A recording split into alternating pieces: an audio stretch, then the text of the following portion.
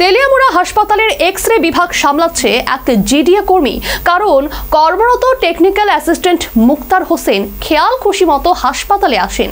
সোমবার এই ছবি ধরা পড়ল নিউজ ভ্যানগার্ডের ক্যামেরায়। তেলিয়ামুড়া মহকুমা হাসপাতালের এক্স-রে বিভাগে কর্মরত টেকনিক্যাল অ্যাসিস্ট্যান্ট মুক্তার হোসেনের কাণ্ডজ্ঞানহীন আচরণে চরম অসন্তোষ ছড়িয়েছে হাসপাতাল চত্বরে। রোগী পরিষেবার ক্ষেত্রে তার অবহেলা ও দায়িত্বহীনতা নিয়ে ইতিমধ্যেই চিকিৎসক, স্বাস্থ্যকর্মী ও সাধারণ মানুষের মধ্যে ক্ষোভ দানা বেঁধেছে।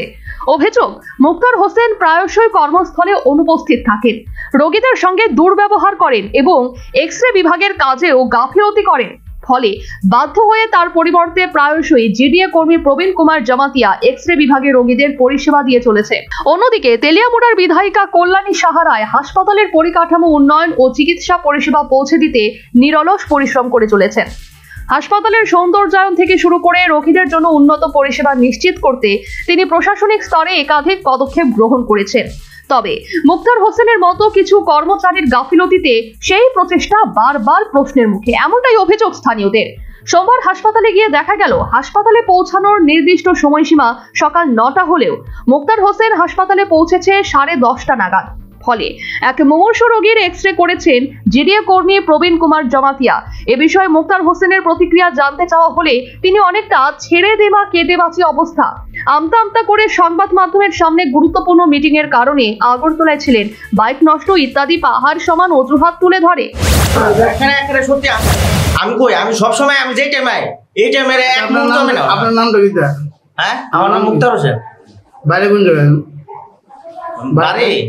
বাড়ি তেলিয়ামুড়া। কোন জায়গায়? 22 থেকে যাবে কতক্ষণ লাগবে? আরে আমি তো আগরতলা মিটিং এ গেছি, আমরা আইআর সাইডের মিটিং আছে, কনফারেন্স ডাক দিছে, তো আমি এই মিটিং এর জন্য আমি গেছি। এখন তো বাইক স্টার্ট জানাইছেন, আপনি তো মিটিং এ গেছেন, আপনি মিটিং এ জানাইছেন জি আপনার এমওআইসি জানাইছেন। আমি এর আগে ওই টাইমে আমি ইনফর্ম করে গেছি, তাই বলছে কথা না ইমার্জেন্সি জন তুমি একটু আইছি না, আমার কিছু জানাইছে না কোনো কারণে। না আমি সিএল আমি অনটাস দিয়ে গেছে, সেই কথা হলো কোনো কথা হচ্ছে আমি তো একজন, তার জন্য আমি সিএল হলে তাই না, বুঝেন? অন্যদিকে তেলিয়ামুড়া মহকুমা হাসপাতালের এমওআইসি অজিত দেববর্মার নিকট এ বিষয়ে জানতে চাওয়া হলে তিনি বলেন, ছুটি নেওয়া হয়েছে বলে তার কাছে কোনো খবর নেই, পাশাপাশি বিষয়টি খতিয়ে দেখার আশ্বাস দেন। টাইম কোটা নিয়মিত 9টার ভিতরে আওয়ার কথা, তো ফোনও পাইলাম না। কয়টা বাজে? কই আছে এটা না, অনেক বাজে কয়টা? এখন তো 10টা 16। তো ইনফর্ম করছেন যে আজকে কি? না আমি ফোনে পাইতেছি না তারা। না কি ছুটি লইছে নি? এটা কইতে পারতাম না, আমার কাছে নিয়ে গেছে না। এই মুক্তা। তবে এক্ষেত্রে জনগণের করের টাকায় বেতন পাওয়া কর্মচারীদের কাছ থেকে দায়িত্বশীল আচরণ প্রত্যাশিত।